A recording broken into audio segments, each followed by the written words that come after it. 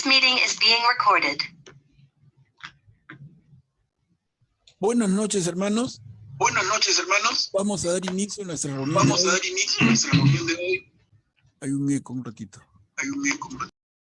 Sí, vamos a dar inicio a nuestra reunión de hoy, jueves 22 de junio, y el tema que vamos a desarrollar es el que empezamos el jueves pasado, el profeta Isaías, dentro de nuestro curso, los profetas de Israel. Entonces, para comenzar nuestra reunión, vamos a hacer una oración. Va a estar a cargo de nuestro hermano Emiliano. En el nombre del Padre, y del Hijo, y del Espíritu Santo. Señor Jesús, tú dijiste, cuando dos o más se reúnen en mi nombre, yo estaré en medio de ellos. En tu nombre queremos celebrar esta reunión para gloria tuya y bien de nuestros hermanos. Dígnate hacerte presente en nosotros, iluminándonos y fortaleciéndonos. Danos sinceridad y sencillez de corazón. Amor a la verdad, a la justicia y a la paz. Refuerza los lazos de amistad cristiana que nos unen y danos un corazón abierto y generoso para amar a todos los hombres, a nuestros hermanos como tú los amas. Amén. En el nombre del Padre, y del Hijo, y del Espíritu Santo. Muchas gracias, Emiliano. Muchas gracias, Emiliano.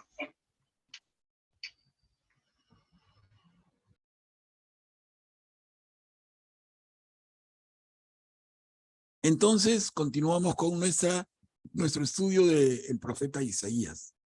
El jueves pasado nos dedicamos a él y básicamente... Congelado tu imagen, Manuel Pablo, creo.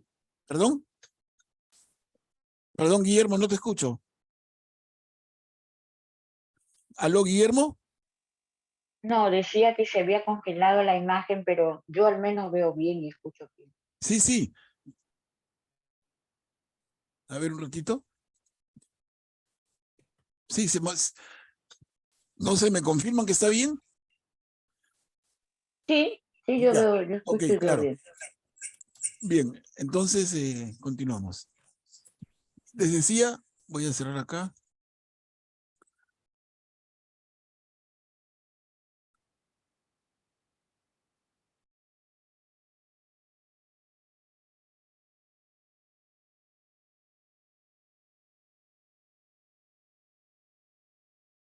Bueno, hermanos, decíamos, el jueves pasado nos dedicamos al profeta Isaías, hemos presentado al profeta y creo que el plato fuerte de la reunión estuvo en dos cosas. Uno, entender el momento que le toca vivir a Isaías. Es un momento bien particular. Y dos, es en función de ese momento que vive, nos quedamos un buen rato en tratar de comprender la profecía de Isaías en relación con una mujer joven, una virgen, que dará a luz un niño. ¿Ok? Eso es lo que vimos. Entonces, el tema más fuerte y quizá más pesado fue el tema histórico, geográfico, pero como les decía y reitero, y lo vamos a ver hoy día, es necesario. Es necesario que pasemos por ese trago, de repente un poquito amargo para algunos, es necesario, porque si no nos ubicamos en el espacio y tiempo que vive Isaías, no lo vamos a comprender ni hablar. Entonces, antes de continuar, de lo conversado del tiempo que vive, de la historia, la parte de la historia que le toca vivir a él. ¿Alguna duda, hermanos, en lo que han podido repasar? Les pasé también una hojita con 2 diapositivas que justamente estaba escrito el tema en el que proyectamos sobre la historia de Israel en ese momento y las amenazas externas, quién era el rey, quién lo sucedió, ¿no? Entonces, no sé, ¿quedó sobre eso alguna duda? Por favor, plantéenla y la aclaramos. Y si no, excelente, seguimos adelante, ¿no?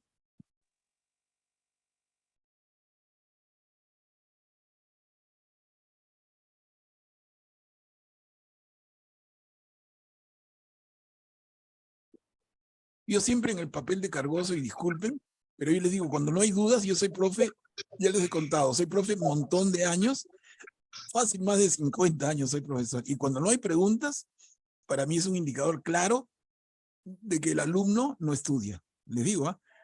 Cuando el alumno estudia, le salen preguntas. Si no estudia, simplemente vine, escuché el jueves pasado, me olvidé y ahora me conecto otra vez. Y se los digo con todo el cariño del mundo, ¿no? Corrección fraterna, pero si no estudian, de verdad, poco provecho sacaremos. Entonces, y si estudian, tienen que salir dudas. Salvo que fuera tan claro, pero que no creo, ¿no?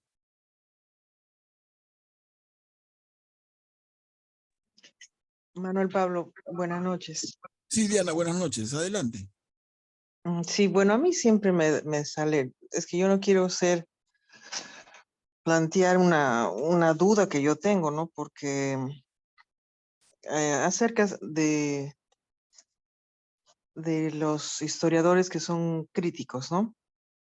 Y a veces me parece que en vez de construir en la Biblia, empiezan una enseñanza como deconstruyendo, ¿no? Segmentándola, así como que la palabra de Dios, que su hábitat natural es la liturgia, es, eh, es como una planta que ahí es donde florece, la sacan y le empiezan a sacar hoja por hoja, que decir que Juan no es Juan, sino hay un Juan el Amado y hay otro Juan que escribió el Apocalipsis y hay, bueno, igual acá, ¿no?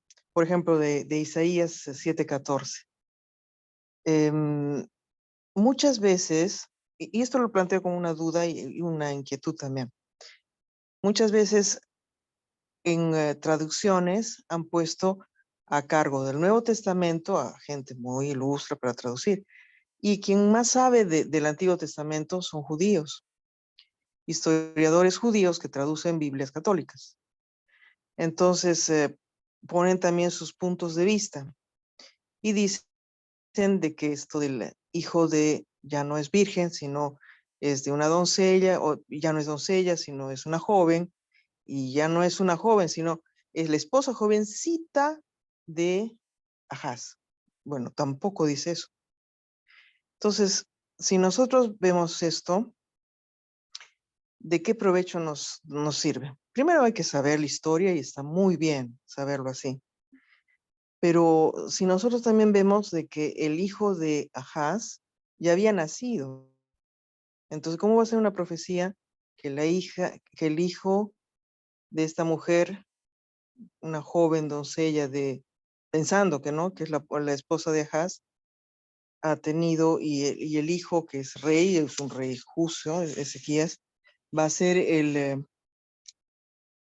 Emanuel que dice ahí, o por lo menos en ese entendimiento tiene. También dicen de que puede ser el hijo del mismo Isaías, que él sí nace después, y eso lo dice en la Biblia. Entonces, este entendimiento no hay que no hay que estar parametrados. Si es que algunos historiadores dicen eso, pues otros historiadores dicen otra cosa, que no es el hijo de Ahaz, sino es el hijo de Isaías. Pero también nosotros tenemos que verlo dentro de el Espíritu Santo que nos está diciendo. Hay cosas que Isaías puede entender o no puede entender, no importa lo que haya entendido ahí. Lo importante es la palabra de Dios y que eso puede ser una figura para el futuro. Eso es lo importante. A veces nos ceñimos mucho en la historia y sí es bueno saberlo. Si no seríamos unos fundamentalistas. Pero hay que ver que no es un libro histórico, sino es un libro iluminado, donde el Espíritu Santo nos debe hablar. Entonces, a veces yo también pienso, ¿de qué le sirve, por ejemplo, a una señora viejecita que nunca leyó la Biblia, que le empiecen a remecir las columnas porque según un historiador crítico está diciendo eso? no quería decirlo, pero ya, si estás dispuesto a escuchar un No, punto de vista siempre, claro, hay que diferente, escuchar es siempre. así. Claro, yo, Gracias. Diana, no, gracias a ti, Diana, y la reflexión para todos. No sé si estamos de acuerdo en la posición de Diana, yo digo, ¿para qué estudiamos? Simplemente tenemos fe y punto, pues. No sé qué me dices, Diana. O sea, ¿para qué No, no, estudiamos? no, no, no. ¿Para qué La estudiamos? historia es Es que importante, hay que saberla en el yo contexto, digo está ya, bien. Isaías habla de la Virgen María, entonces ya no estudiemos nada, ¿no? De verdad. Yo digo, ¿no? Estamos No, no, ahí. no, sino que no poner palabras en Isaías y decir que es la esposa jovencita de Ajá. Tampoco es eso, porque hay unos historiadores que dicen eso, pero hay otros historiadores que dicen que es el hijo de Isaías, que fue interpretado así. O sea, hay muchas interpretaciones. Hay que Ah, tenerlo no. eso. Sí, Y eso sí, hay Diana. varios Eso sí. historiadores. Entonces, Definitivamente eso hay es lo que muchísimas no hay que estar interpretaciones cerrado y en hay eso. algunas que Claro, son de verdad disparates, hay otras que son más serias, ¿no? sí. O sea, decir que es el hijo de Isaías o que es el chico que pasaba por la esquina, ya puede ser cualquiera, ¿no? Pero el hijo de No, Isaías, ¿qué? ¿El hijo de Isaías qué el hijo papel de tuvo? Acaz ya había nacido, o sea, No, en ese no. momento. El hijo de Ahaz es el que le da al reino de Judá unos años, casi 30 años, de un tremendo bienestar y paz que Sí, ellos fue un buen ansiaban, rey, ¿no? fue un rey. Ellos sabían, déjenme explicarles para que no se confundan, ¿no? O sea, el pueblo de Israel había tenido una época de paz y gloria que ellos recordaban y añoraban. ¿Con quién? Con el rey David y el rey Salomón, su hijo, y se acabó.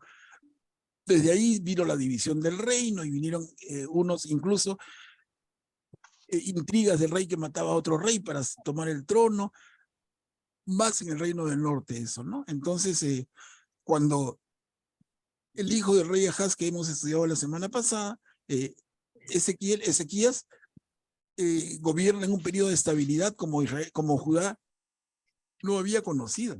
O sea, en ese sentido, las palabras de Isaías se cumplen en Ezequías. No le quitamos a lo que dice Diana, y eso yo traté de ser claro, y si no me corrijo, pero no le quitamos a la inspiración del profeta, el Espíritu Santo está en él, y que sus palabras puedan decirnos mucho más. Y de hecho, ¿no? En una lectura centrada en Jesús, a Isaías le sacamos muchas cosas, como vamos a seguir viendo hoy día.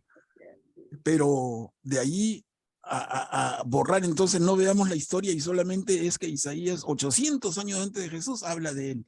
Y nos quedamos allí. Entonces, de verdad que cualquier hermano que no es creyente como nosotros, nos mira y se sonríe, ¿no? Es la respuesta que provocamos. Si queremos tenerla, yo no soy así, les digo, pero yo trato de ubicarme en la tierra con mis dos pies y digo, uno de los 7 dones del Espíritu Santo es la inteligencia, usémosla, ¿no? Usemos el cerebro. Entonces, esta gente, Isaías en particular, vivió un momento específico de la historia, y si nosotros entendemos un poquito, no hemos hecho mucho, pero entendemos un poquito, ¿qué pasaba en la época de Isaías? ¿Qué cosa vive este señor? ¿De qué manera lo que él vive influye en lo que él luego comenta y escribe? Entonces, hay un montón. Entonces, tenemos como dos, les decía yo el jueves, o traté de decirlo, repito, si es que no fui claro, me corrijo, pero son dos miradas. Uno, la mirada histórica, y otro, la mirada teológica. Entonces, en la mirada histórica tenemos una comprensión, y en la mirada teológica tenemos otra, que se suman. No es que una borre a la otra ni viceversa, ¿no? Pero hay que tener las dos. Por eso estudiamos, digo yo. Porque si no, simplemente quédate con lo que sabes, ¿no? Entonces, Isaías es un hombre lindo que vivió en el siglo VIII antes de Cristo y que profetizó sobre Jesús. Punto. Y no estudiemos más, ¿no? ¿Se dan cuenta? Por lo menos es mi posición. No quiero ser cerrado tampoco, pero y ahora lo vamos a comprobar cuando leamos desde el capítulo 1, vamos a poder comprobar cómo la ubicación histórica ayuda un montón, porque si no son textos que de verdad que nos desconciertan. Entonces vamos a leer, mejor en vez de discutir, que creo que es el tiempo que se gasta y posiciones que nos alejan por gusto. Vamos a leer, y sobre lo que leamos vamos a ver qué tan cerca estoy en lo que trato de transmitirles, ¿no? Miren, veamos desde Isaías capítulo 1. Miren, esta diapositiva realmente son 3. Isaías 1 del 2 al 20. La ingratitud de los hijos de Dios. Entonces, ¿quién puede leerlo? Y entonces yo les pido, leámoslo. Alguien lo va a leer en voz alta, todos los demás acompañamos, pero tratemos de estar atentos, porque si no tenemos presente lo que les traté de comentar, difícil de entender esto, difícil de entender. A ver, ¿quién puede leer, por favor? Yo puedo leer. Gracias, Carmela. Escuchen cielos, presta oídos tierra, porque habla el Señor. Yo crié hijos y los hice crecer, pero ellos se rebelaron contra mí. El buey conoce a su amo y el asno el pesebre de su dueño. Pero Israel no me conoce, mi pueblo no tiene entendimiento.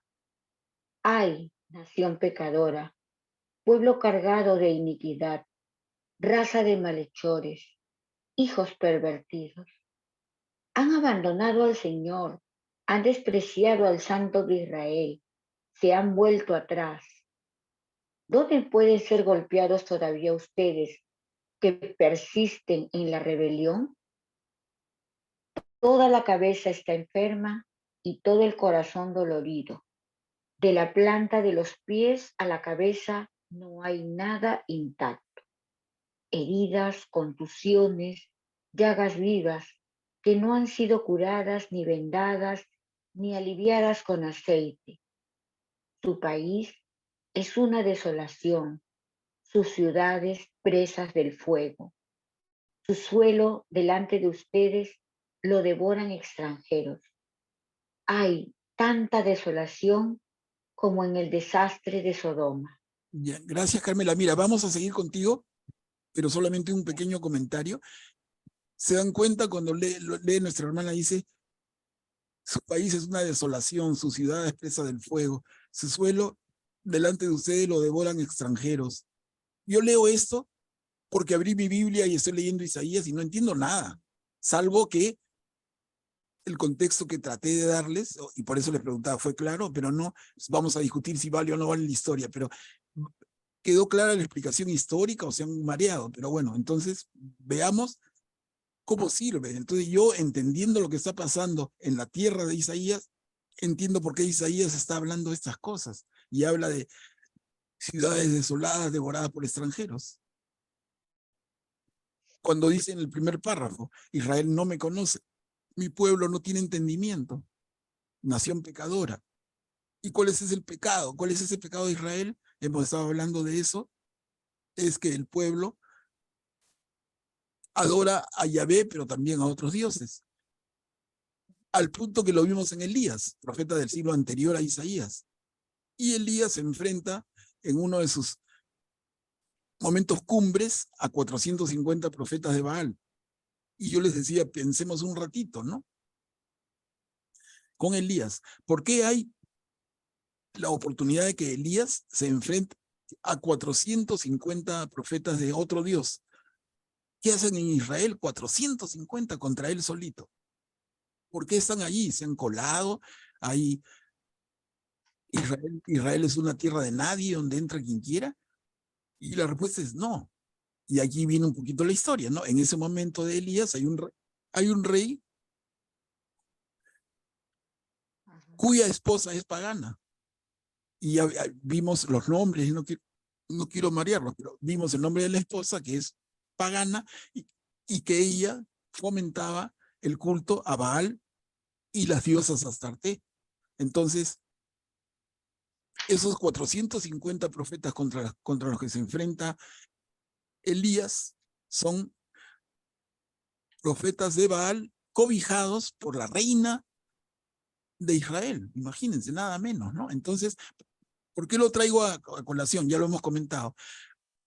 Cuando dice, Israel no me conoce, mi pueblo no tiene entendimiento, se rebelan contra mí, nación pecadora, pueblo cargado de iniquidad, raza de malhechores, todo lo que habla, ¿no? Entonces, Si yo no tengo estas cosas que les vuelvo a decir claras, fácilmente me pierdo. Pero yo entiendo ya que la esposa del rey es pagana, que lleva 450 del siglo anterior, ¿no? Profetas que adoran a Baal y a Astarte. Luego el tema de que ya recordamos de las amenazas extranjeras y, en fin, ¿cómo nos ayuda entonces la historia? Que no tenemos que estar estudiándola más que puntualmente para que nos dé un marco, pero luego vemos a Isaías a fondo y nos ubicamos, ¿no? ¿Qué pasa con este caballero? ¿Por qué habla cosas que aparentemente, si este caballero Isaías hubiera vivido en tiempo de David o de Salomón, no hubiera escrito estas cosas? Hubiera hablado de extranjeros, de ciudades devastadas, de ninguna manera, ¿no? Entonces, una mención. Pero seguimos, Carmela, porfa, con la siguiente, la segunda parte.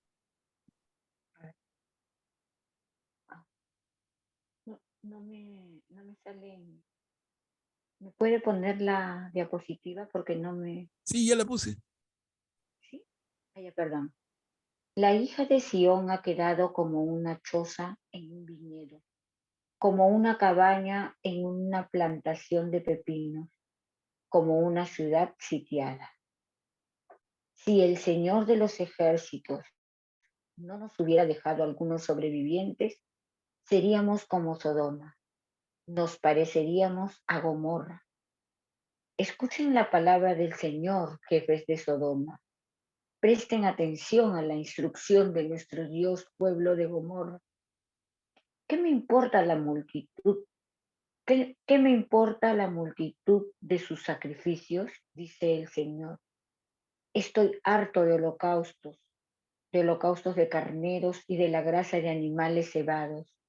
No quiero más sangre de toros, corderos y chivos. Cuando ustedes vienen a ver mi rostro, ¿quién les ha pedido que pisen mis atrios? No me sigan trayendo vanas ofrendas. El incienso es para mí una abominación. Luna nueva, sábado, convocación a la asamblea. A ver, Carmela, seguimos contigo en la próxima que termina, pero un comentario más, miren acá. Un comentario, dice, la hija de Sión ha quedado como una choza en un viñedo. La hija de Sión, ¿quién es? La ciudad de Jerusalén. ¿Ok? Entonces, Jerusalén ha quedado como una choza en un viñedo. Y habla y compara lo que le está pasando con Sodoma y Gomorra, que fueron destruidos mucho tiempo antes, en tiempos del padre Abraham, ¿no? En castigo a la forma en que vivían. Y miren con qué fuerza se dirige Isaías a las autoridades de Jerusalén. En el segundo párrafo, ¿no? Cuando dice, escuchen la palabra del Señor, jefes de Sodoma, pueblo de Gomorra. O sea, a los jefes de Jerusalén, a los jefes del reino de Judá, los llama así, miren. Jefes de Sodoma, pueblo de Gomorra, ¿con qué fuerza, no? Cuando dice inmediatamente, soy harto de holocaustos de carneros y de la gracia de animales cebados. No quiero más sangre de toros, corderos y chivos. No me sigan trayendo vanas ofrendas. El incienso es para mí una abominación. Miren, tremendas palabras, ¿no?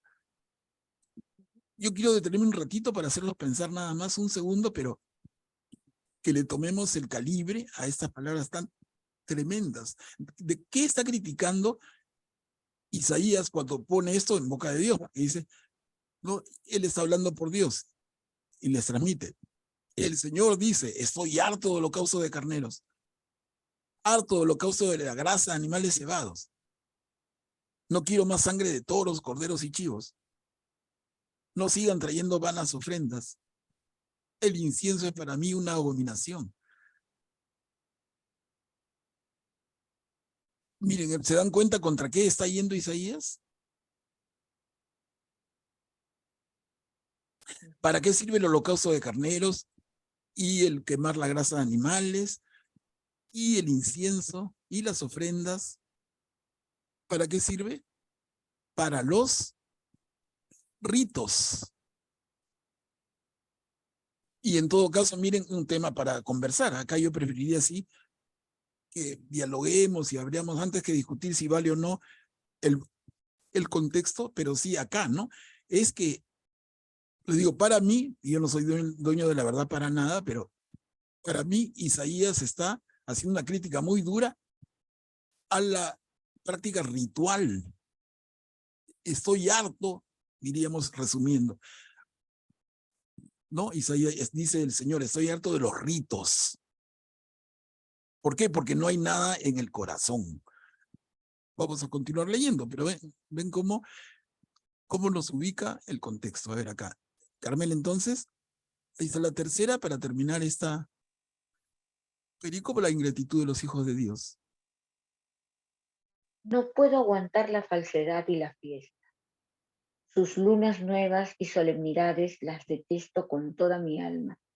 Se han vuelto para mí una carga que estoy cansado de soportar. Cuando extienden sus manos, yo cierro los ojos. Por más que multipliquen las plegarias, yo no escucho. Las manos de ustedes están llenas de sangre. Lávense, purifíquense. Aparten de mi vista la maldad de sus acciones. Cesen de hacer el mal. Aprendan a hacer el bien. Busquen el derecho. Socorran al oprimido. Hagan justicia al huérfano. Defiendan a la viuda. Vengan y discutamos, dice el Señor. Si están dispuestos a escuchar, comerán los bienes del país, pero si rehúsan hacerlo y se rebelan, serán devorados por la espada, porque ha hablado la boca del Señor. Gracias, Carmela. Entonces, en estas 3 diapositivas hemos leído todo este punto un poco largo, ¿no? Entonces, el contexto de violencia, de asalto del extranjero, de fuerzas extranjeras que amenazan el reino de Judá, el pueblo que es infiel al Padre, a Yahvé. Y en la segunda diapositiva quiero resaltar una palabra nada más, porque vamos a venir con eso más adelante con mucho más fuerza. Mire, la palabra en la última línea, abominación. Cuando dice el incienso es para mí una abominación. Yo les pido que apunten por ahí, y es un tema que merece muchísimo análisis.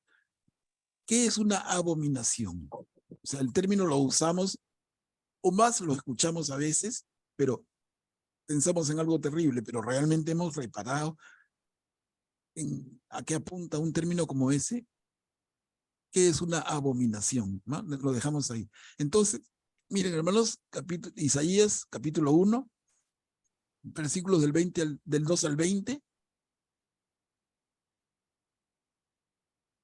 ¿No? Entonces, lo que les decía, entendiendo el contexto en el que vive Isaías, se entiende el texto. Pero si no entendemos el contexto, no sé, ni mandrake, ¿no? Son palabras duras, claro, se ve mucha ofuscación, pero uno se puede perder. Ahora, en la tercera diapositiva, el párrafo del medio, dice, lávense, purifíquense, aparten de mi vista la maldad de sus acciones. Cesen de hacer el mal, aprendan a hacer el bien. Busquen el derecho, socorran al oprimido, hagan justicia al huérfano, defiendan a la viuda. Es decir, hechos.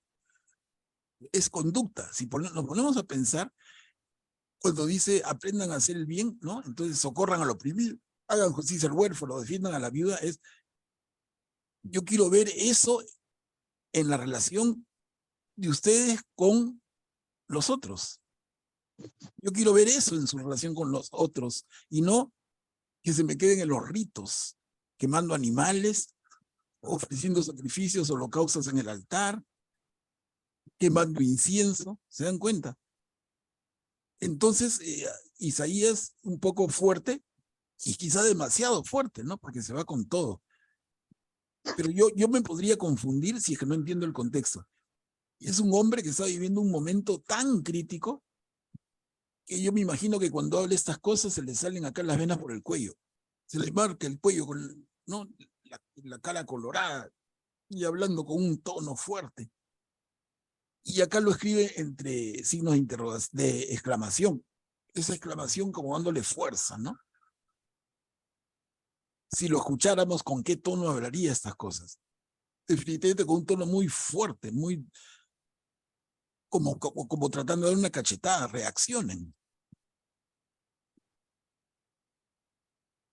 Pero eso se da, como les decía y repito, no en un escenario de paz y de bonanza, bello tiempo de tocar los instrumentos y hacer canciones. No, no, ese es un tiempo de amenaza. Bueno, entonces no sé si hay algún comentario. Les digo, vamos viendo así punto por punto y bienvenidos todos los comentarios.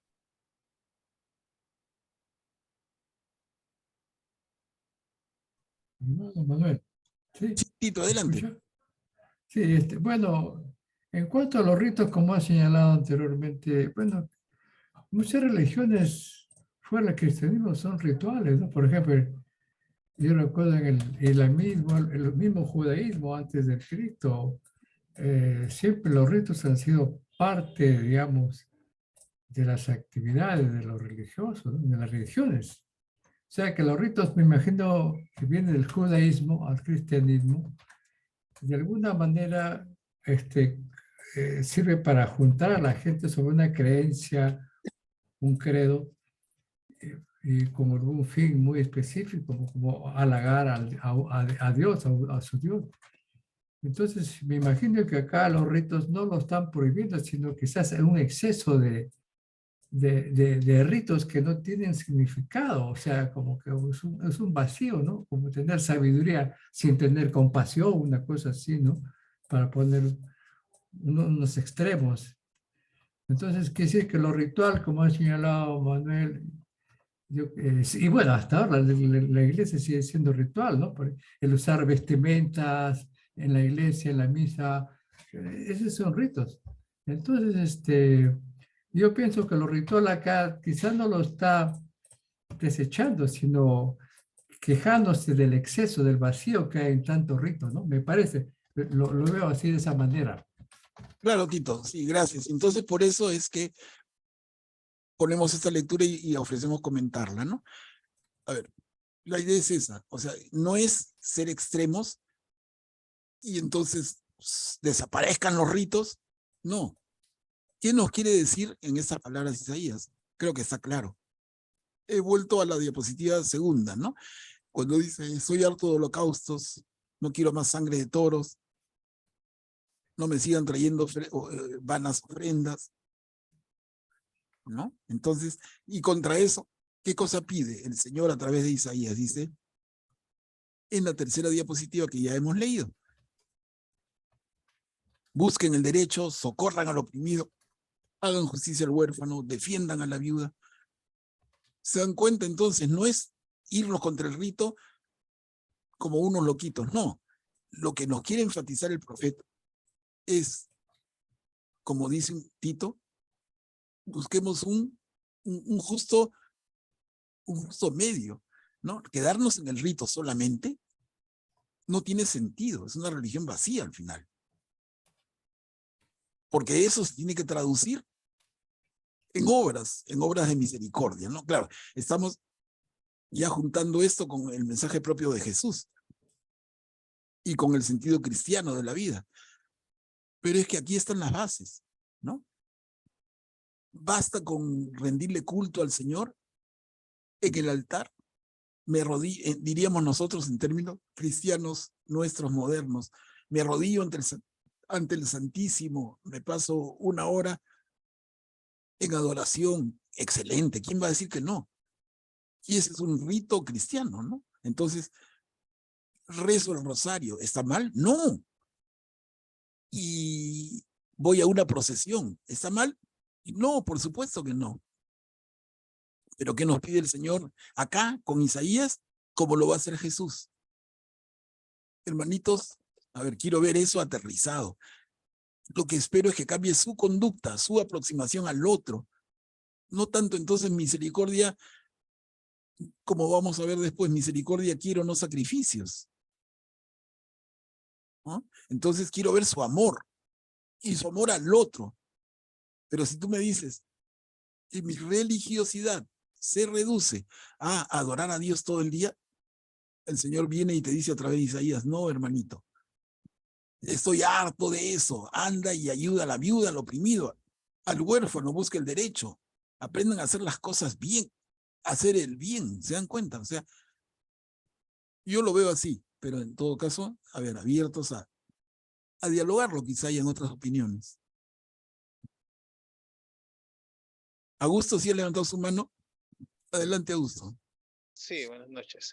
Quería comentar sobre que a lo largo de la historia de Israel siempre ha pasado esto, ¿no? Que creen en Dios y cuando las cosas están un poquito mal o pasa un tiempo y se vuelven complacientes, comienzan a pecar en contra de Yahvé, ¿no? Comienzan si no van las cosas bien, ya comienzan a irlo por otros dioses para tratar de pedirles para que mejore su situación, o comienzan a ser complacientes. Y a lo largo de la historia de Israel se ha visto, incluso en la época de Jesús, ¿no? Y Jesús por eso les repetía, id pues y aprender lo que significa misericordia quiero y no sacrificio, porque no he venido a llamar a los justos, sino a los pecadores al arrepentimiento, ¿no? O sea, lo que quiere Dios es que la gente que no está actuando, que dice, que hace los sacrificios, que hace lo ritual, digamos, pero que no se ha convertido realmente en su corazón, se convierta. Eso es lo que quiere Dios. Lo más importante es que te conviertas y la fe la lleves a obras, ¿no? Y eso es lo que a lo largo de la historia de Israel, eso siempre viene pasando, que la gente se desvía del mensaje original de Dios y trata de, como hacían, como en un tiempo hicieron los fariseos, de si cumplo tales normas y ya estoy salvo, ¿no? Pero no cumplirlas realmente las obras que realmente quería Dios, sino las obras que ellos habían parametrado, ¿no? Así es. Bien, bien, gracias, Augusto. Buen comentario.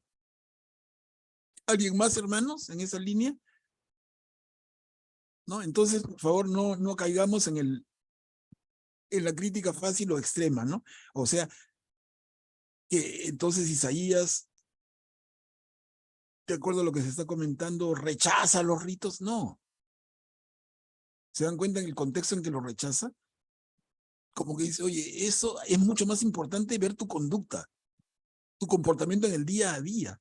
Y en esa época, como puede ser bien hoy día también, ¿no? Nos dice, como le dice Isaías, hablando por el Señor al pueblo en esa época, hace 28 siglos, hace 2800 años, les dice, dejen de hacer el mal, aprendan a hacer el bien, busquen el derecho, socorran al oprimido, hagan justicia al huérfano, defiendan a la viuda. 800 años antes de Jesús. Un mensaje que es absolutamente cristiano también,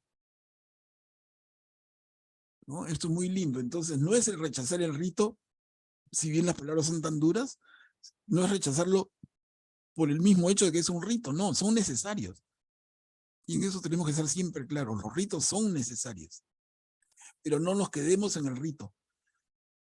Que nuestra fe no sea una fe en el rito.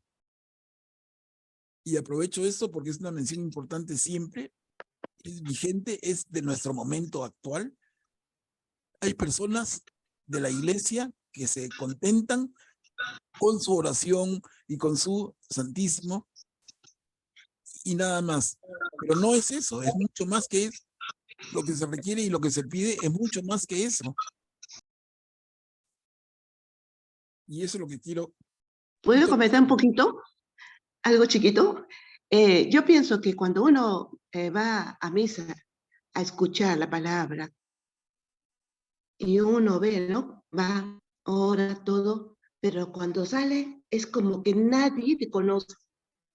Puede alguien necesitar, pero nos olvidamos, todos nos esperamos que nos bendiga estar ahí, pero al salir de la iglesia es algo completamente diferente.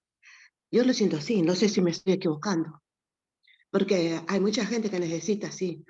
Cuando uno sale, hay gente que te saluda y necesita y conversar, un poquito el apoyo, es saber cómo estás, el saludar, una palabra, la verdad que eso es importante, eso ayuda mucho. A menos, yo pienso eso. Y es tan hermoso usted lo está volviendo, porque yo vuelvo a escuchar lo que usted dice, está escuchando eh, esta parte varias veces, todas las lecciones. Me cuesta, no lo voy a ser sincera, me cuesta un poquito entenderlo, pero quiero entender, porque quiero aprender, porque quiero saber qué es lo que yo estoy haciendo en la iglesia, qué oro, qué es mi iglesia. Un poco más quiero conocer. Y eso este es mi punto de vista. No sé si estoy bien. Gracias. Mary, vale, gracias. Muy clara la posición de Mary. ¿Alguien más? A ver si no continuamos. Igual va a haber oportunidad porque el tema continúa, ¿no? Acá hemos leído el capítulo primero, del 2 al 20. Luego viene el capítulo 2, versículos del 2 al 4, la peregrinación de los pueblos. ¿Alguien que pueda ayudarnos a leer? Es solamente esta diapositiva.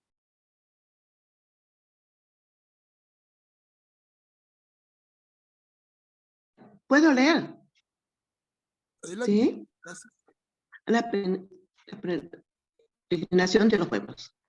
Sucederá al fin de los tiempos que montaña de la casa del Señor será afianzada sobre la cumbre de las montañas y se elevará por encima de la colina. Todas las naciones afluirán hacia ella y acudirán pueblos numerosos que dirán: vengan, subamos a la montaña del Señor, a la casa de Dios, del Dios de Jacob.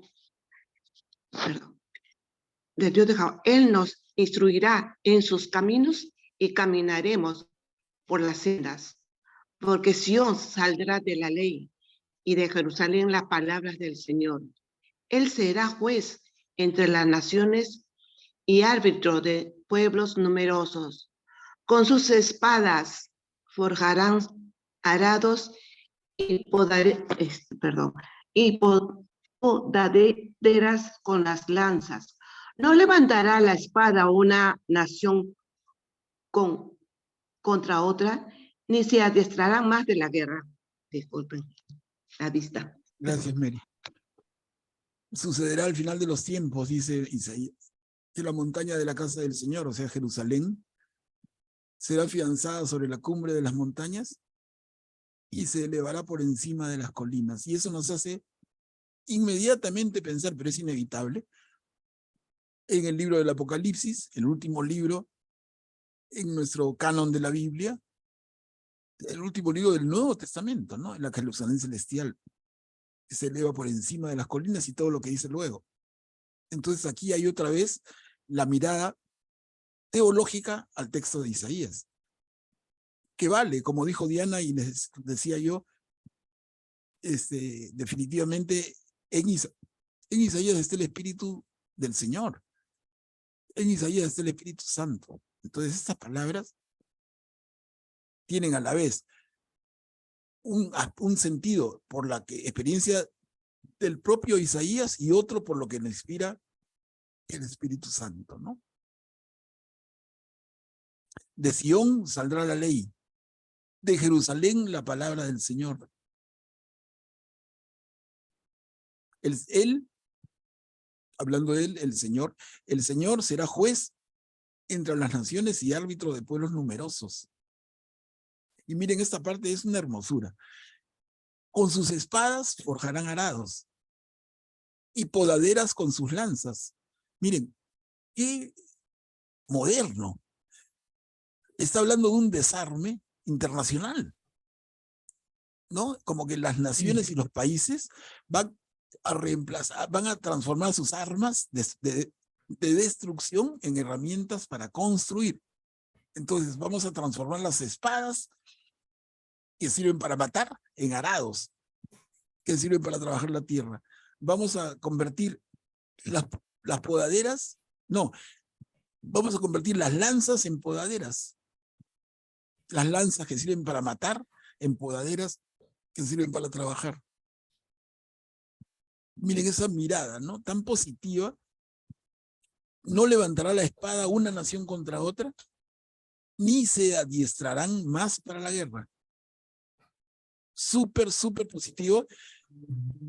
Una visión de futuro de un mundo alineado con la voluntad de Dios. Y nosotros, en el sentido cristiano, podemos decir el reino de Dios instalado en la tierra. Imaginemos el mundo con el reino de Dios en ejercicio de su gobierno. Entonces, en ese momento, las espadas se convierten en arados, las lanzas en podaderas, no se levanta espada. Nadie se entrena para la guerra. Muy hermoso es. Bueno, sí, un comentario. Adelante. Sí, bueno, yo creo que para reforzar lo que acaba de decir, ¿no? Estas son dos últimas oraciones de este párrafo, eso de las espadas y podaderas, en realidad es bonito porque es una elegancia del lenguaje, ¿no? O sea, una forma elíptica de hablar, de escribir en este caso, que lo estamos leyendo, ¿no? Eso es una manera elegante del lenguaje, en este caso, ¿no? Sí. Es muy bonito. Coincido. Bien, gracias, Tito. ¿Alguien más? ¿Augusto? Sí, pero en este caso sí, esto, digamos, podría entenderse como una profecía mesiánica, ¿no? En el sentido de que está poniendo el ojo en algo que vendrá en un futuro, ¿no? Y que tendrá ciertas características que él está identificando y que se cumple en Jesucristo, ¿no? Y este sí es un tema que... Perdón, Augusto, en Jesucristo, en el libro del Apocalipsis, que es el final de los tiempos. Ojalá el mundo fuera así ahora. Claro, es en los últimos tiempos, es claro, la traducción, sí, y claro, pero se va a cumplir, sí, se cumple parcialmente con la primera venida de Jesucristo y se cumplirá completamente con la segunda venida de Jesucristo, ¿no? Sí, es un poco lo que tratamos de decir, sí, es perfecto, ¿no? No es que se cumpla con Jesús en el momento que vino, porque hace 2000 años que vino y miren el mundo cómo está. Pero que es la esperanza que se instale el reino de Dios en la tierra. Y les digo, es el contenido del libro del Apocalipsis, que lo vamos a ver si hay ganas y yo de mi parte encantado. Pero ¿qué cosa hay en el libro del Apocalipsis finalmente? Lo que se resume en una línea. Es el triunfo final del reino de Dios en la tierra. ¿No? Algunos ven mal el libro Apocalipsis como un libro de, no sé, una historia de terror, el fin del mundo. Nada que ver, ¿no? En el sentido cristiano, el libro del Apocalipsis es súper positivo. Es como este texto, ¿no? Más largo, pero finalmente es esto, es el triunfo final del reinado de Dios en la tierra. La Jerusalén celestial, ¿no? Como dice la primera línea, sucederá al fin de los tiempos que la montaña de la casa del Señor será afianzada sobre la cumbre de las montañas y se elevará por encima de las colinas. Una maravilla, como dice Tito también. Imagínense, estamos leyendo en castellano, ¿no? Esto en su idioma original, de una elegancia, de una calidad literaria tremenda. A ver, leemos otro poquito, dice, hemos escogido otro texto. El capítulo 5 del libro de Isaías, versículos del 1 al 24. Miren, la persona que se ofrezca a leer, va a leer 4 diapos, ¿no? Acá está, del 1 al 4, 2, 4, 3, 4 y 4, 4, y lo comentamos. A ver, ¿quién se ofrece? Canto de la Viña de Dios y Ayes. Les adelanto, uno dice Ayes. ¿A qué se refiere Ayes? Por si acaso alguien no agarrarlo desprevenido. Ayes es por ay, ¿no? Ay de la mujer que se caiga de cabeza. Ay del niño que se rompa la muela, ¿no? Ay del hombre que se quede sin trabajo, ¿no? En ese sentido el ay. Entonces habla de ayes. Canto de la Viña del Señor y ayes. A ver, ¿quién lee? Yo leo, Manuel. Gracias, Guillermo. Voy a cantar en nombre de mi amigo el canto de mi amado a su viña. Mi amigo tenía una viña en una loma fértil. La acabó, la limpió de piedras y la plantó con cepas escogidas. Edificó una torre en medio de ella y también excavó un lagar. Él esperaba que diera uvas, pero dio frutos agrios. Y ahora, habitantes de Jerusalén y hombres de Judá, sean ustedes los jueces entre mi viña y yo. ¿Qué más se podía hacer por mi viña que yo no haya hecho? Si esperaba que diera uvas, ¿por qué dio frutos agrios? Y ahora les daré a conocer lo que haré con mi viña. Quitaré su valla y será destruida. Derribaré su cerco y será pisoteada. La convertiré en una ruina y no será podada ni escardada. Crecerán los abrojos y los cardos y mandaré a las nubes que no derramen lluvia sobre ella. Miren un comentario breve, cómo está entonces en el texto. Es el canto en nombre de un amigo, ¿no? Pero miren lo que está hablando. Molesto con su viña, dice en el último párrafo, quitaré su valla y será destruida.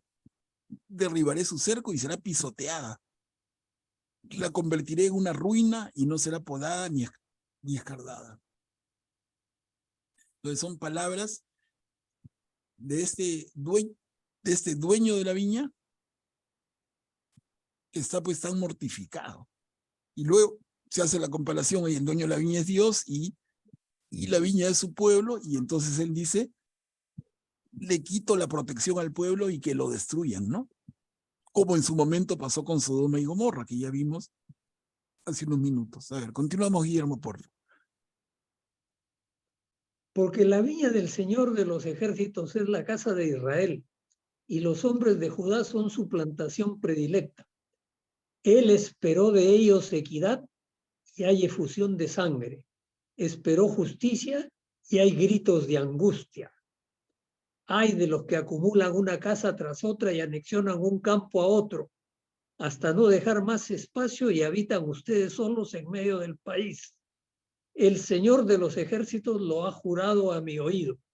Sí, muchas mansiones, grandes y hermosas, quedarán desoladas por falta de habitantes. Porque 10 yugadas de viña no harán más que un tonel, y 10 medidas de semillas producirán una sola. A ver, continuamos. La tercera. Hay de los que madrugan para correr tras la bebida, y hasta muy entrada la noche se acaloran con el vino. Hay cítara y arpa, tamboriles y flautas, y vino en sus banquetes. Pero ellos no miran la acción del Señor, ni ven la obra de sus manos. Por eso mi pueblo será deportado por falta de conocimiento. Sus nobles morirán de hambre y su muchedumbre se abrazará de sed.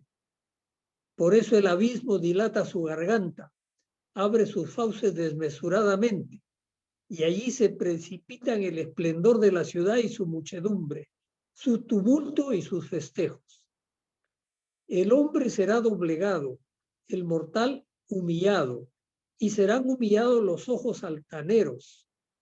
Pero el Señor de los ejércitos será exaltado por su rectitud, y el Dios santo se mostrará santo por su justicia.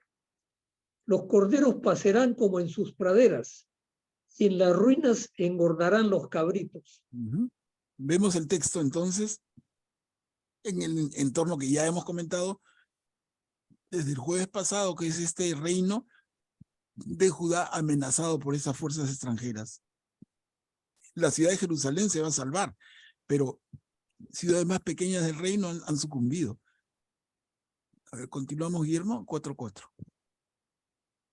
Hay de los que arrastran la culpa con las cuerdas de la falsedad y tiran del pecado como con las riendas de un carro.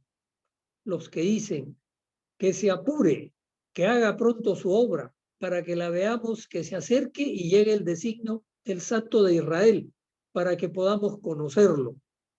Hay de los que llaman bien al mal y mal al bien, de los que cambian las tinieblas en luz y la luz en tinieblas, de los que vuelven dulce lo amargo y amargo lo dulce. Hay de los que se tienen por sabios y se creen muy inteligentes. Hay de los valientes para beber vino y de los campeones para mezclar bebidas, de los que absuelven por soborno al culpable y privan al justo de su derecho.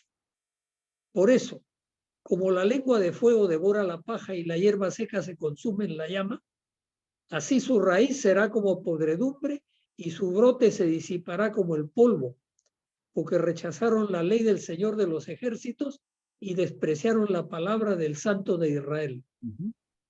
Bien, gracias, Guillermo. Entonces, esas 4 diapositivas, bueno, por el tamaño de la letra, pero contemplan esto, capítulo 5 del libro de Isaías, versículos del 1 al 24. ¿No? ¿Cómo nos deja ese sabor amargo? El dueño de esta viña, tan mortificado, retira su protección, retira los cercos, que pisoteen todo, ¿no? Y esto lo entendemos desde el punto de vista de esta nación, que es el pueblo de Dios, que le da la espalda a Dios y que entonces el Señor le quita su protección y, como si fuera una viña, esta nación será pisoteada y será destruida. A ver, continuamos. Estamos en el capítulo 5, versículos del 25 al 30. La ira de Dios. Miren, se va a aclarar más todavía este punto. ¿Alguien que pueda leerlo?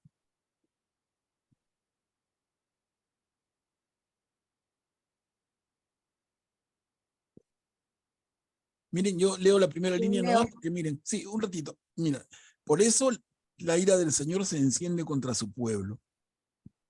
Eso es una continuación del argumento anterior. Por eso la ira del Señor se enciende contra el pueblo. El Señor extiende su mano contra él y lo golpea.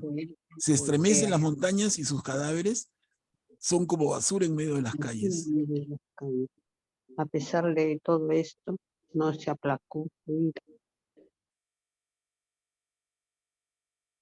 ¿No? Entonces, hermanos, por eso la ira del Señor se enciende contra el pueblo. El Señor extiende su mano contra él y lo golpea. ¿No? Nos damos cuenta. El autor, Isaías, está atribuyendo a Dios lo que le pasa a la nación de Judá. Y lo que le pasa a la nación de Judá es como un castigo por su conducta, por su falta de fidelidad. Pero a ver, leámoslo, creo que América iba a leer. ¿Quién se ofreció?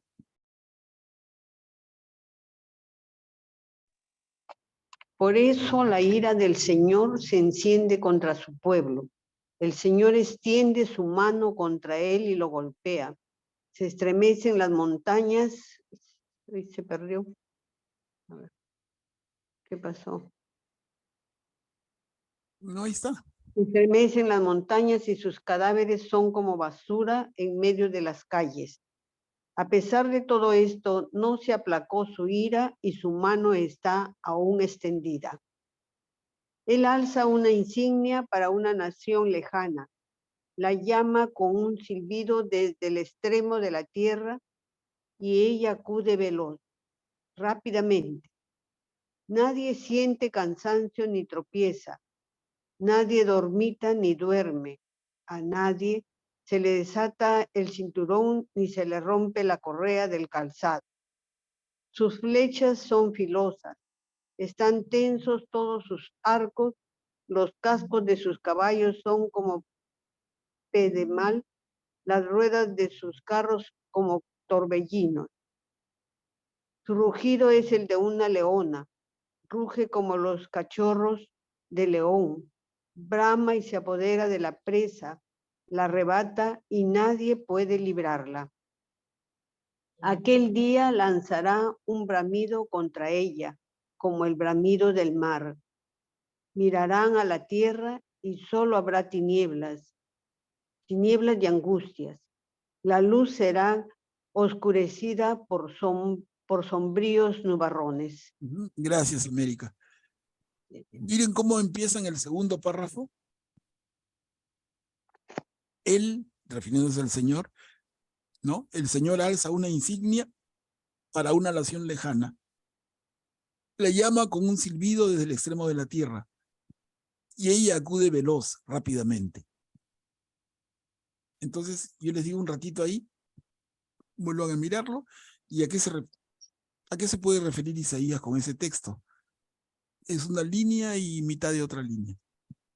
El Señor alza una insignia, ¿no? Para una nación lejana. La llama con un silbido. Ella acude veloz. ¿A qué se refiere? ¿A quién llama el Señor con un silbido?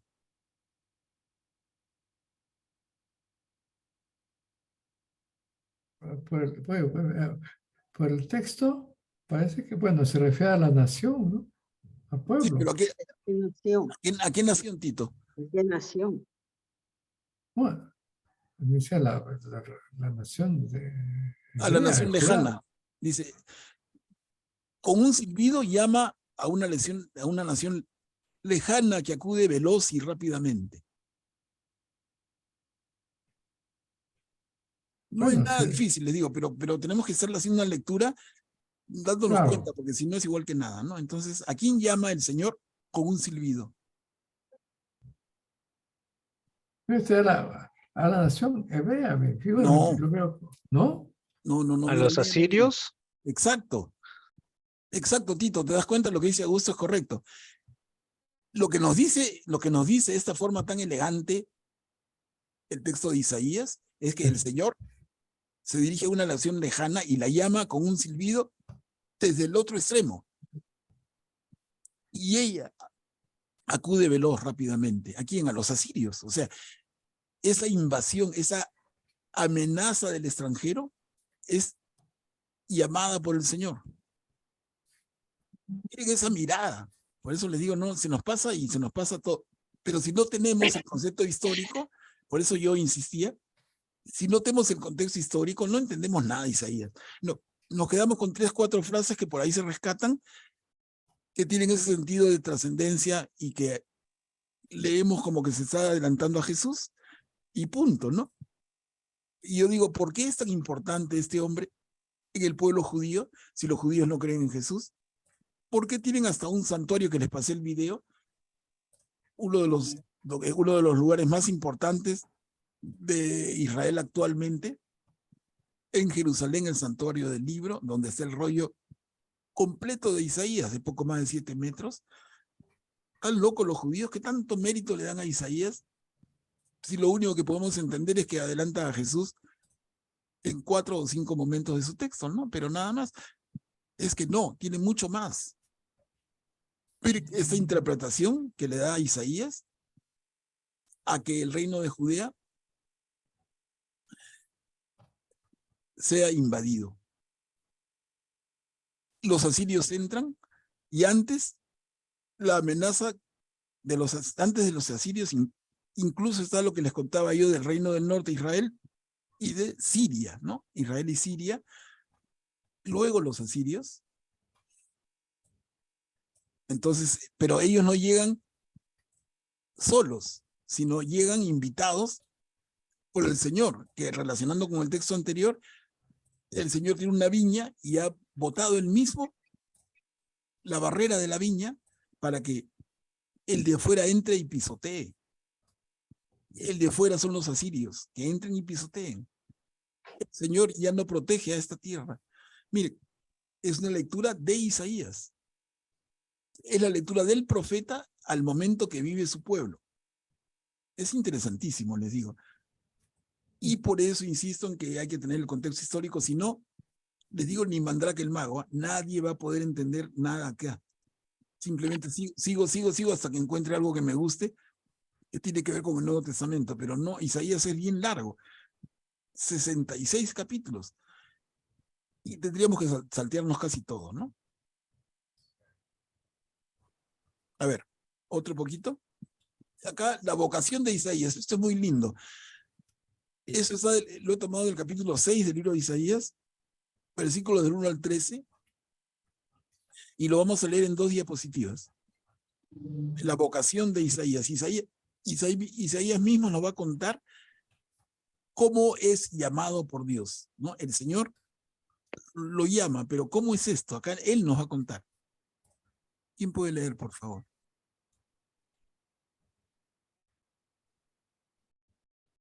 ¿Puedo volver a leer? No, pero demos la oportunidad a otros, por favor, América, para que sea más compartido. Yo leo. A ver, sí. El año de la muerte del rey Osías, yo vi al Señor sentado en un trono elevado y excelso, y las orlas de su manto llenaban el templo. Unos serafines estaban de pie por encima de él. Cada uno tenía 6 alas. Con 2 se cubrían el rostro y con 2 se cubrían los pies y con 2 volaban. Uno gritaba hacia el otro: Santo, santo, santo es el Señor de los ejércitos. Toda la tierra está llena de su gloria. Los fundamentos de los umbrales temblaron al clamor de su voz, y la casa se llenó de humo. Y yo dije: ay de mí, Señor, ay de mí, estoy perdido, porque soy un hombre de labios impuros, y habito en medio de un pueblo de labios impuros. Y mis ojos han visto al Rey, el Señor de los ejércitos. Uno de los serafines voló hacia mí, llevando en su mano la brasa que había tomado con las tenazas de encima del altar. Él hizo tocar mi boca y dijo: mira, esto ha tocado tus labios. Tu culpa ha sido borrada y tu pecado ha sido expiado. Yo oí la voz del Señor que decía: ¿a quién enviaré y a quién irá por nosotros? Yo respondí: aquí estoy, envíame. Ve, me dijo, tú dirás a este pueblo: escuchen, sí, pero sin entender. Miren bien, pero sin comprender. Embota el corazón de este pueblo, endurece sus oídos y cierra sus ojos. No sea que vea con sus ojos y oiga con sus oídos, que su corazón comprenda y que se convierta y sane. Yo dije: ¿hasta cuándo, Señor? Él respondió: hasta que las ciudades queden devastadas, sin habitantes, hasta que las casas estén sin un hombre y el suelo devastado sea una desolación. El Señor alejará a los hombres y será grande el abandono en medio del país. Y si queda una 10ª parte de ella, una vez será destruida, como el roble y la encina que al ser cortados conservan su tronco talado, así ese tronco es una semilla santa. Gracias, Rita. A ver, vamos a revisar, son dos paginitas, ¿no? Miren, nos pone en contexto la época, el año de la muerte del rey Osías. Isaías dice: yo vi al Señor en un trono elevado y excelso, y las orlas de su manto llenaban el templo. Acá hay un detalle que es interesante, además, ¿no? Que es el de los serafines, de estos ángeles. Los serafines son ángeles de un rango muy, muy superior. Entonces, los serafines sentados encima de él, cada uno tenía 6 alas. Uno dice que es raro, 6 alas. Pero no debiera parecernos raro, ¿no? Porque ya, por ejemplo, en el Arca de la Alianza, los 2 ángeles que protegen el arca, cada uno tiene 6 alas. No, no es el ángel que nosotros hemos visto dibujadito o imaginamos. Un ángel con 2 alas, tiene 6. Siempre tiene 6. ¿Y para qué era 6? Miren, acá lo explica. Y eso es una cosa interesante y valiosa. Con 2 se cubrían el rostro. Con 2 se cubrían los pies. Y con 2 volaban. ¿Quién podría explicar eso? Se cubren el rostro, se cubren los pies y vuelan. Que usen 2 alas para volar, está clarísimo. Que usen 2 alas para cubrirse el rostro, está clarísimo. ¿No? Tú no puedes ver directamente a Dios cara a cara. Pero entonces, ¿para qué tienen 2 alas para cubrirse los pies? ¿Sí, Augusto? Supongo que será porque lo que está abajo de sus pies es santo, es Dios. Entonces, así como se dice lo que están por pisar es tierra santa en algún pasaje de la Biblia, aquí lo que está abajo de ellos, aunque no lo estén pisando, obviamente, es como es santo, entonces se cubren sus pies, igual que el rostro. No pueden ver a Dios porque es demasiado santo, se cubren el rostro, ¿no? Supongo que será por eso. Gracias por la intervención. Miren, es una suposición, como bien dices, y no es correcta. Por eso es interesante este diálogo. Yo no estoy dando nada nuevo. Les transmito lo que podemos encontrar en los textos de estudio. En la traducción de la Biblia del hebreo a nuestro idioma,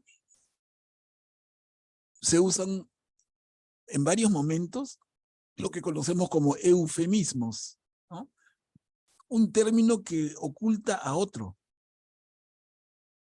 Entonces aquí, hablar de que el ángel se cubre los pies con 2 de sus alas es un eufemismo, porque no se trata de cubrir los pies realmente. En el texto hebreo original, lo que se cubren son los órganos genitales. Y podría chocarle a alguno. Pero tengamos en cuenta que para el pueblo de Israel, la sexualidad es algo mucho más natural que para nosotros hoy. Han pasado tantos siglos, pero ellos tenían la mente mucho más abierta. Bueno, para no desviarnos por ahí, pero en concreto, cuando hablamos de pies, se usa el término pies por no decir su parte sexual, sus órganos sexuales. Entonces, el ángel tiene 6 alas. Con 2 se cubre el rostro, por lo que ha dicho Augusto bien. Con 2 se cubre su sexualidad. Y con 2 vuela. Y esto me da pie solamente a un comentario rapidito, y lo podemos ver en otro momento, pero cuando en el libro de Ruth, Noemí, su suegra, le dice Ruth, ¿no? En el campo de Booz hoy día se va a cosechar. Anda, báñate, perfúmate, ponte un traje lindo y anda, porque él celebrando la cosecha va a beber. Cuando esté bien bebido y se vaya a acostar, tú acuéstate a sus pies. Y eso es lo que nos cuenta, y ahí está el libro, y no me dejará mentir. Acá hay varios de ustedes que conocen bastante en detalle la Biblia. Entonces, Ruth le hace caso a la suegra. Ya para esto, ojo, ¿no? Ruth está viuda. Le hace caso a su suegra y se duerme a los pies de Booz. Y de verdad que uno lee eso y no entiende nada, ¿no? Cuando al día siguiente Booz se despierta y ve a Ruth, dices que ha dormido a sus pies. No, es que otra vez, en este mismo sentido, los pies no significan pies. En el texto original hebreo no dice pies. Y en esta traducción que tenemos, ya la usanza es, en vez de decir sus genitales, se dice pies. Pero la instrucción original de la señora suegra de la viuda de la joven viuda Ruth en este libro maravilloso es descúbrele sus genitales y échate a su lado. Y así se despierta Booz al lado de Ruth. Bueno, un comentario, ¿no? Lo cerramos nada más, pero les digo, a propósito de esto, cada ángel tenía 6 alas, 2, 2 y 2. Interesantes. Y luego lo que vemos, ¿no? Uno dice acá, uno gritaba hacia el otro, los ángeles. Y eso es lindísimo, miren.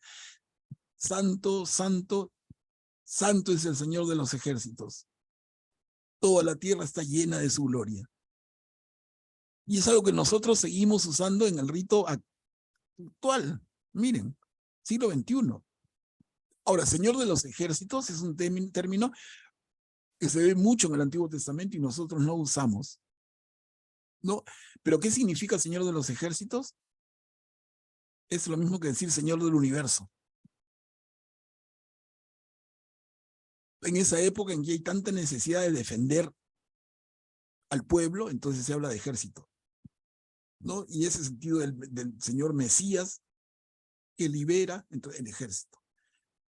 Pero nosotros lo traducimos perfectamente y vale igual Señor del universo. Entonces, leamos esto, ¿no? Santo, santo, santo es el Señor del universo. Toda la tierra está llena de su gloria. Y si le complementamos ahí, Hosana en el cielo, ya encajó perfectamente en nuestra liturgia, ¿no? Miren, y eso es Isaías 8 siglos antes de Jesús. Ahora, continúa y dice Isaías, ay de mí estoy perdido porque un hombre de labios impuros. Entonces habla uno de los ángeles mayores, ¿no? Un serafín vuela hacia él y pone una brasa encendida y toca los labios de Isaías con la brasa y le dice, tu culpa ha sido borrada, tu pecado ha sido expiado.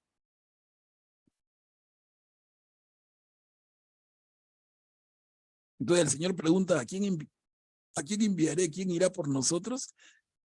Y Isaías dice, yo respondí, aquí estoy, envíame. Esta es la vocación de Isaías, hermanos, contada por él mismo. A ver, damos paso a sus intervenciones, que son bienvenidas, por favor. Acá yo miro quién quiere. Sí, Guillermo, adelante. Yo quería hacerte una pregunta. Si el pueblo judío era tan abierto a hablar con normalidad y sin exageraciones del cuerpo de ellos mismos, ¿por qué el eufemismo de cambiar el término por los pies? Ah, ese es nuestro, pues. Es la traducción nuestra. Claro. En el hebreo, que es el idioma original, ellos no tienen mayor problema. El problema viene con nosotros. Y aquí, mire, independientemente de la Biblia que sea, católica, protestante, la que fuera, hablan de pies. Acá, en el libro de Ruth, por señalar 2, para que no quede solamente en uno, ¿no? Pero hay más, hay varios eufemismos, sobre todo en lo que tiene que ver con la sexualidad, que para nosotros, en nuestra cultura, está como mucho más reprimido que lo que antes fue. Y podría parecer que no, ¿no? Podría parecer que no, estamos en tiempos modernos y la sexualidad se ha abierto. De alguna manera sí, pero de otra forma, dependiendo de por dónde lo veamos, hemos retrocedido, ¿no? Augusto, adelante. Sí, una consulta. ¿Este eufemismo viene desde la traducción al latín o desde la traducción al griego? Buena pregunta. Buena pregunta. Sí, sería interesante revisar cómo estaría en la Septuaginta, Claro, ¿no? sí. Sería interesante eso. Voy a tratar de investigar eso. A ver, sí, Augusto, nos ayudarías, tú eres bien curioso con este tema de los idiomas, ¿no? Pero un buen punto. ¿En qué momento viene el eufemismo, ¿no? Que al final no le quitan nada, o sea, simplemente, yo les digo, si estamos estudiando, y nadie se ofenda, pero si estudiamos, estudiamos, pues. No estudiamos una partecita y la otra no porque distrae o confunde. Yo no creo que estemos acá entre niños, no debemos confundirnos, y si en todo caso nos confunde, preguntemos. Pero si yo me confundo y me quedo callado, mal, pues, ¿no? Bueno, Entonces, Pablo, las 6 alas del ángel son bien interesantes, y la vemos, como les digo, también en el Arca de la Alianza, ¿no? Y la vemos en varios momentos. 6 alas, ¿y para qué 6 alas? Ahí están 2 para qué, 2 para qué y 2 para qué. O sea, clarísimo qué cosa hace la función de cada par de alas, ¿no? Sí, Diana, adelante. Manuel Pablo, sí. Sí, creo que lo más importante de la lectura no es tanto los serafines, sino es hablar de la vocación de Isaías, ¿no? Y están en la presencia de Dios y estos serafines arden en el amor de Dios prorrompen esta alabanza antifonal, ¿no? Que siguen y que repiten. Son espíritus los serafines y adoptan una forma, ¿no? En este momento él lo está describiendo así como lo está diciendo. Pero lo importante también ver es cómo Isaías rápidamente responde al llamado de Dios, así como Abraham. Si lo comparamos con Moisés, pues Moisés titubeó bastante cuando le dijo, ¿no? Y también esto de que le ponga, él se reconoce como impuro y que venga el carbón encendido a tocarle esos labios de él, que quizás, no sé, puede haber sido que él estuviese haciendo juicio, porque de la abundancia del corazón habla la boca, ¿no? Entonces, y con eso lo hizo ver la Shekinah de Dios, la gloria de Dios, ¿no? Porque están en presencia de Dios. Entonces, creo que estas cositas, bueno, también que le dice esto, ¿a quién enviaré, no? Y él responde rápidamente, pero también dice que va a embotar el corazón al pueblo, ¿no? Y eso nos hace recordar también cómo embotó el corazón del faraón, ¿no? Y se obstinó y se obstinó. Bueno, acá también va a embotar el corazón del pueblo y lo va a endurecer. Y dos cosas hay, ¿no? Que van a hacerse sordos y ciegos a la palabra de Dios y a las obras de Dios, ¿no? Así es, Diana, muy bien. Excelente intervención. Y mira, cuando dice endurece sus oídos, cierra sus ojos, ¿no te hace recordar también a partes del Nuevo Testamento? Cuando Jesús mismo dice, no tienen oídos pero no oyen, tienen ojos pero no ven. Y por ahí insiste tanto en Jesús, en el significado real que tiene el devolver la capacidad de oír al sordo y la capacidad de ver al ciego, porque es la ceguera espiritual y la sordera espiritual la que quiere corregir. Pero en fin, eso está en Jesús, en su buena noticia que es el Evangelio, que aquí está 800 años antes, ¿no? Otra vez, bien señalado Diana, endurece sus oídos, cierra sus oídos. Sí, a ver, acá, ¿quién más? Tito, adelante.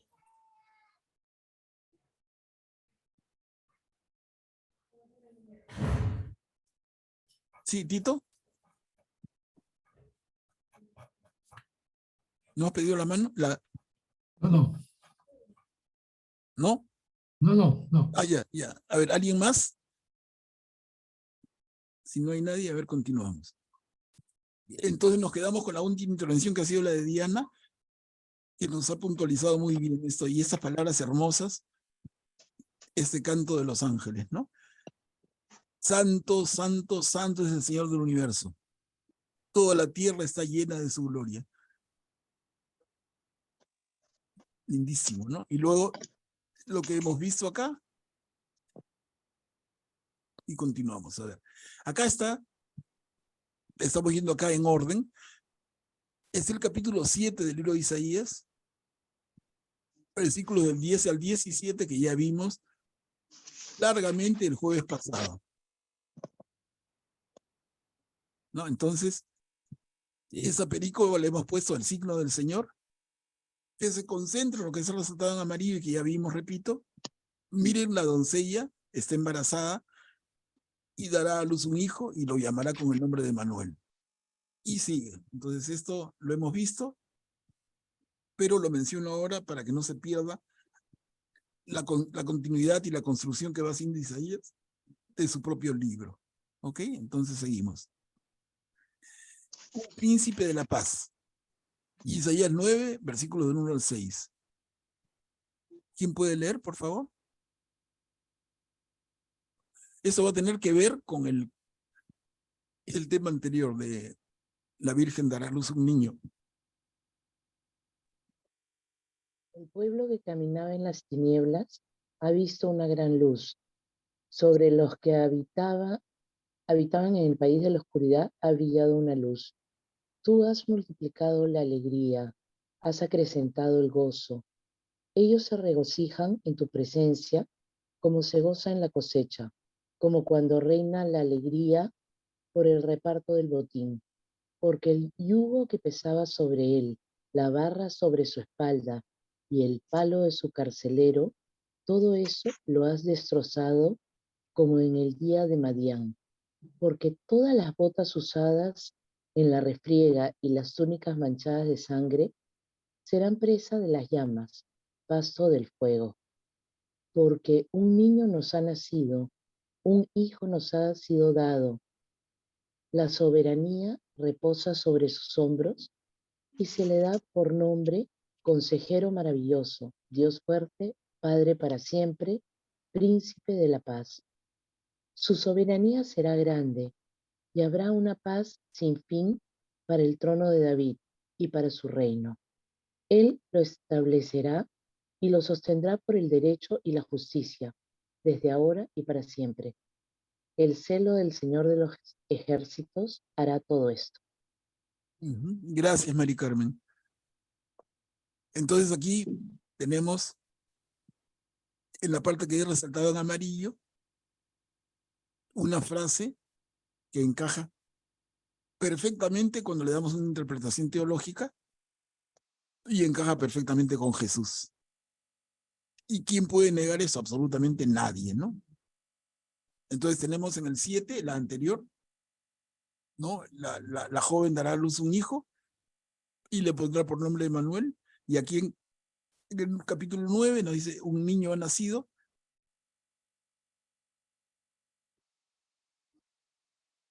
¿No? Entonces el sentido teológico es claro. En el sentido de la vida concreta y específica de Isaías, también es claro y lo hemos visto y con detalle.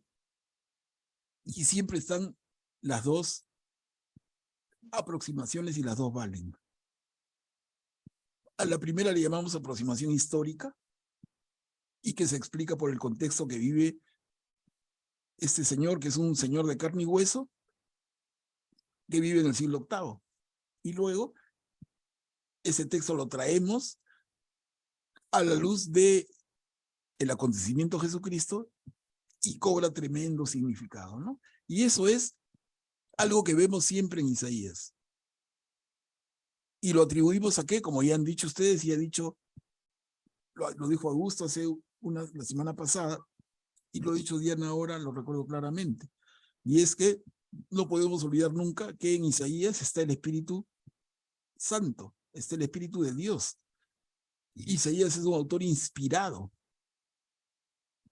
Entonces, más allá de su propia comprensión concreta, el Espíritu habla a través de él y manda tremendo mensaje que luego de 800 años vamos a poder leer como lo leemos hoy. Es muy lindo. Y luego dice, la soberanía de este niño que ha nacido, que luego será pues un gobernante, la soberanía será grande y habrá paz sin fin para el trono de David y su reino.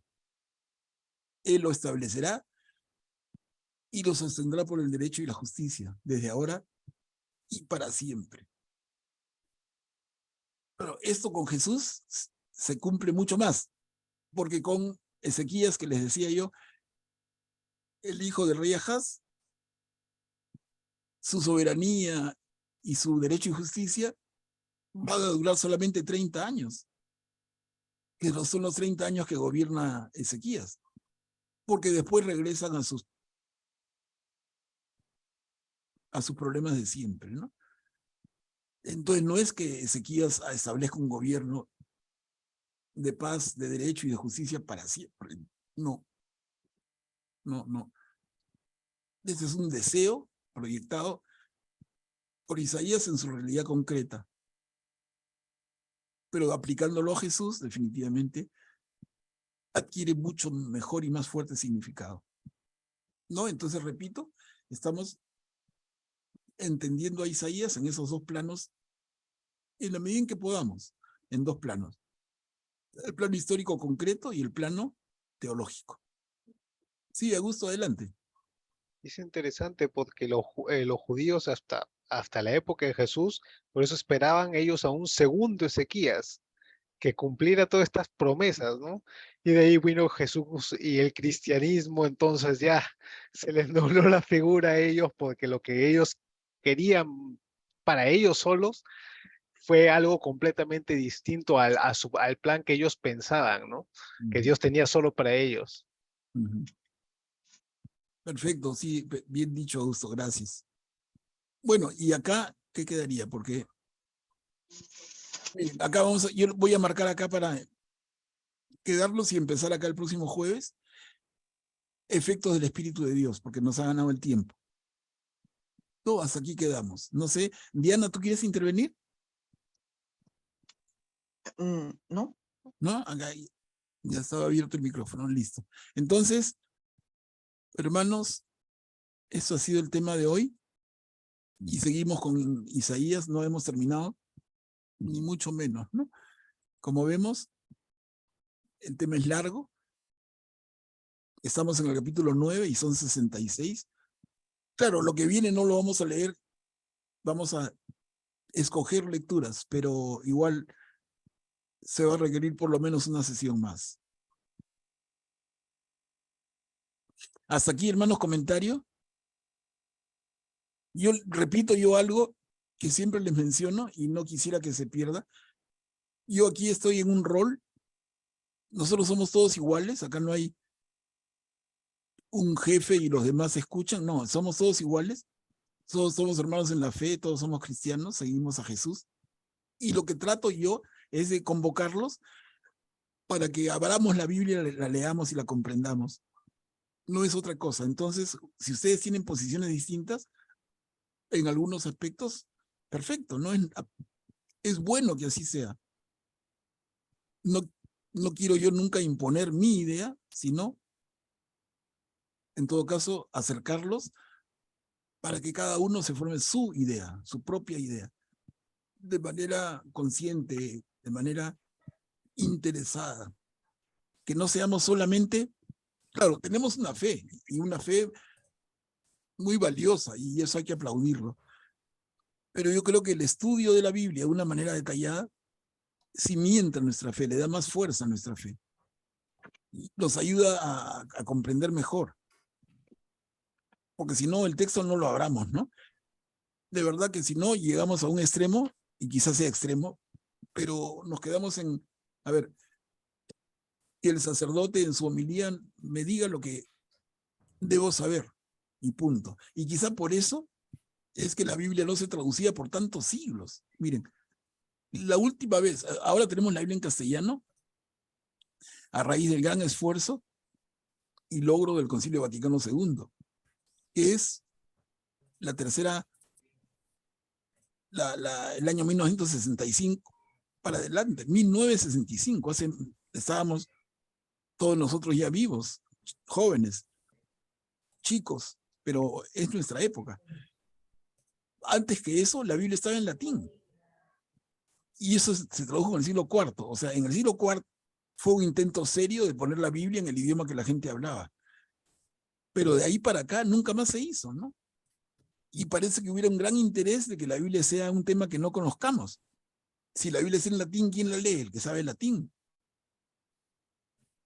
Prácticamente nos alejamos de la Biblia.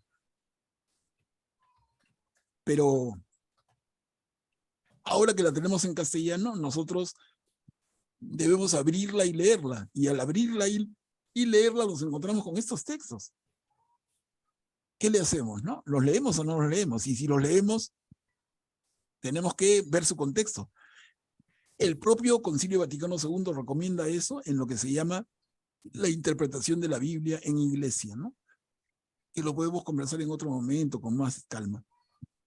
¿Cuál es el método que la iglesia recomienda para que leamos la Biblia? En fin, pero tiene que ser un método crítico. Tiene que ser un método que se apoye en la historia, pero no solamente, porque no es estoy de acuerdo con un comentario del inicio de la sesión. La Biblia no es un libro de historia, pero el contexto ayuda a ubicarnos. Si no tenemos el contexto, de verdad que podemos suponer muchas cosas que no necesariamente son ciertas, ¿no? Listo, entonces, acá veo la manito de Augusto. Augusto, sí, una intervención, como Sí, cerrando es una la reunión. intervención chiquita, solo como para cerrando, comentarle sí. que de la Biblia, no sé si en español, pero en inglés sí hubo una traducción mucho más temprana en 1582, ¿no? Que es la Biblia de Douay Rheims, ¿no? Esa fue una traducción católica, porque antes que eso habían habido traducciones protestantes, pero la traducción católica completa de la Biblia en inglés sí fue en 1582. Ahora en español sí, no estoy seguro. No, han habido Sí, traducciones sí. parciales. Sí, han Sí, habido sí. traducciones parciales. Pero traducción completa. No, la primera traducción en castellano de la Biblia completa es la de Reina, Casiodoro de Reina, pero que fue excomulgado de la Iglesia Católica, ¿no? Justamente por traducir la Biblia, porque la Iglesia le prohibió traducirla. En fin, es otra historia. Eso pasó en el siglo XVI, en España. Hermano, hermano Manuel, interesante la propuesta, ¿no? Porque tenemos el texto literario y el contexto es otra cosa, ¿no? Y a veces se no encuentran líneas en párrafos que a veces no parecen incomprensibles, pero mirándolo bien, claro, con detenimiento y teniendo ya quizás ese afán histórico de la historia hebrea, uno puede llegar a entender muchas líneas en párrafos que a veces son misteriosos, porque acá surgió una inquietud acerca de las traducciones, ¿no? La traducción al castellano es diferente al inglés, al alemán, etcétera.